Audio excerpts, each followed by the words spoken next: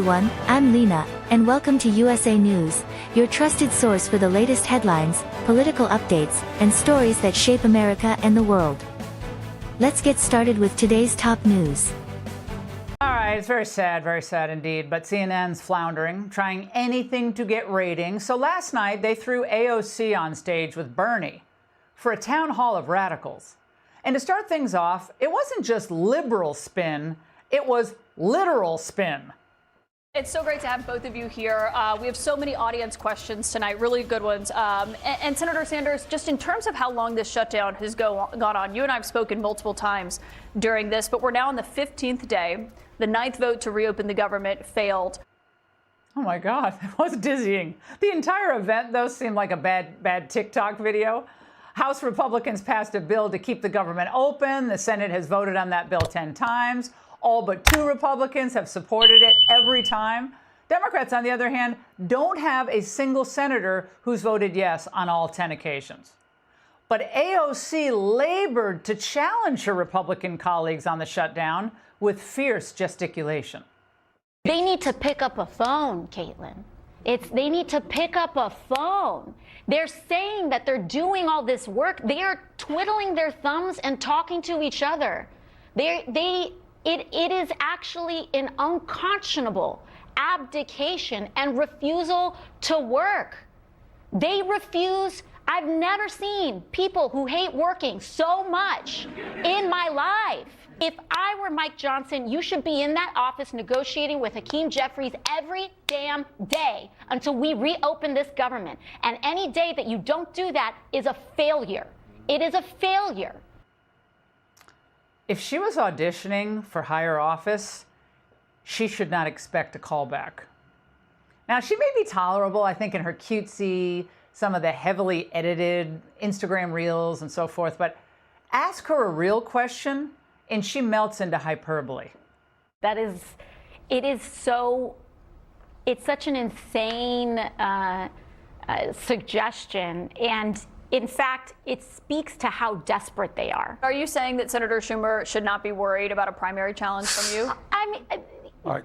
No. Let me jump in on this one. This is what we're talking about. It's exactly what we're talking about. This is what we're talking about. You have a country that is falling apart. We had a housing crisis, a healthcare crisis, an education crisis, massive income and wealth inequality, a corrupt campaign finance system, and the media says, "Oh, you're going to run. What are you going to run for?" Nobody cares. She'll run what she wants. Nobody cares. Oh, people care. Are you pushing Schumer off his political mortal coil or not? And methinks she doth protest too much. And by the way, then Ms. Bossy Pants tried to shake down the President of the United States and the entire Republican Congress, laying a shutdown ultimatum at the feet of Republicans. Now listen closely, and you can almost hear Trump laughing. I think we need to see ink on paper. I think we need to see legislation. I don't accept IOUs. I don't accept pinky promises. That's not the business that I'm in. Okay, so you need a signature from President Trump Absolutely. in order to vote to reopen the government. Correct. Okay, you go, girl. Do you want him to give you a pedicure as well? Hot stone pedicure? Woman is nuts.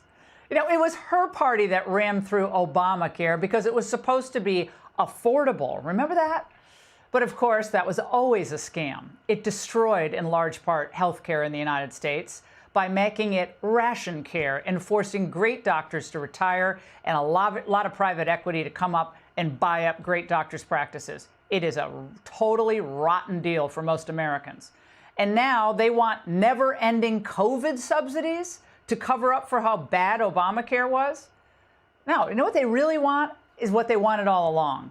Bernie Sanders always wanted America to have Canadian-style universal health care. That was always the plan. The president should tell them to pound sand and stop holding the government hostage for their fever dreams of giving illegal aliens health care from now until eternity. Here with reaction, House Speaker Mike Johnson. Mr. Speaker, thank you very much for joining us tonight. Is AOC, does she have both oars in the water here, thinking that the president is going to bow down to these demands? With every ounce of Christian character that I can muster, Laura, let me just say, bless her heart, okay? This would be comical if it were not so dangerous. You're looking at the two leaders of the modern Democratic Party. We say all the time, this is not your father's party. It's not. These guys are full Marxist. You hear how vapid their ideology is, how empty, what empty suits they are, but they are the leaders of the party. They are dragging the rest of the old guard, the old party leaders around by their nose, and they are subservient to their wishes. I mean, Chuck Schumer has picked a fight over this very simple, clean CR to just keep the government funded for 21 additional days till November 21st, 7 more weeks, so that we could get the appropriations process done. And the reason he did it is because he is afraid of that voice you just heard on that stage. He's afraid that AOC is going to challenge him.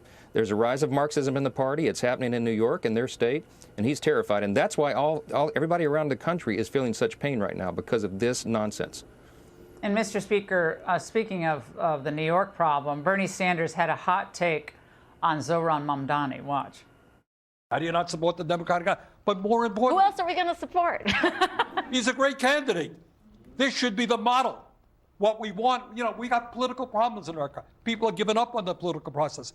He's getting people excited, getting them involved. I would like to see that take place in 50 states in this country.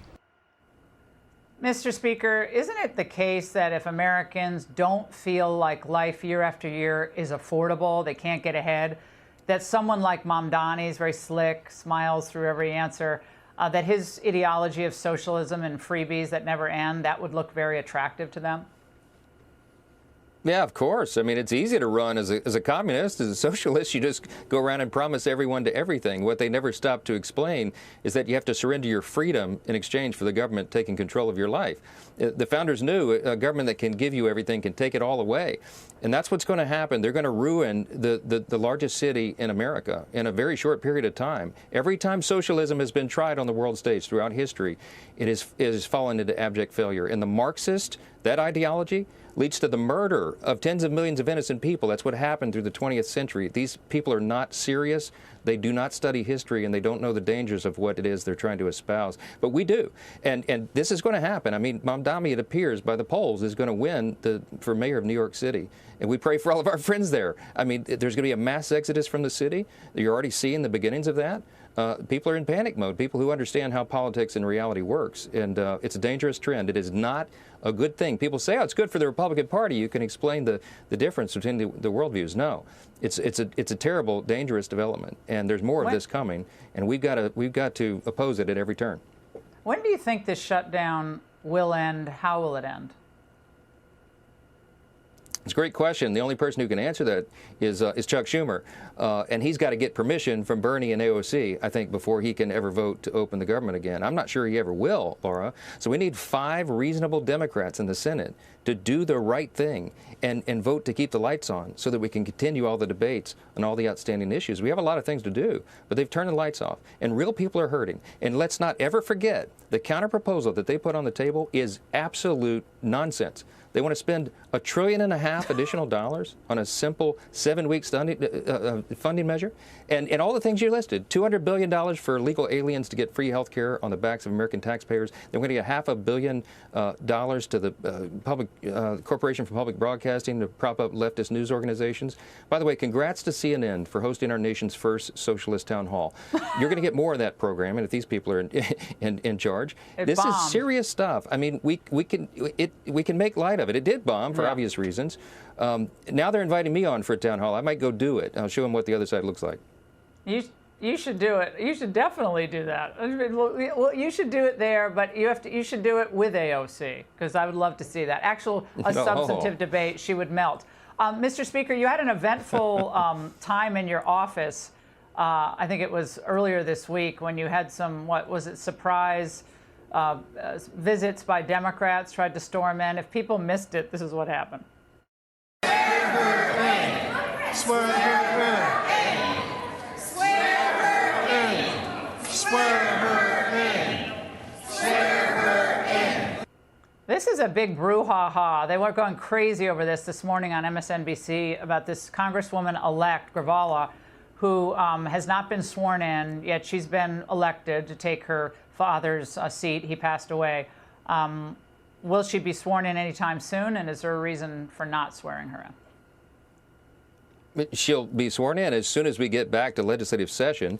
And so ironically, it's the senators in Arizona who hold the keys to that. If she could get her 2 Democrat senators to vote to reopen the government, we just need 3 more. We can all get back to work. I can't wait to administer the oath to her. I'm following the Pelosi precedent, by the way, when my dear friend Julia Letlow, Congresswoman Letlow from Louisiana, won a special election to succeed her late husband in 2021.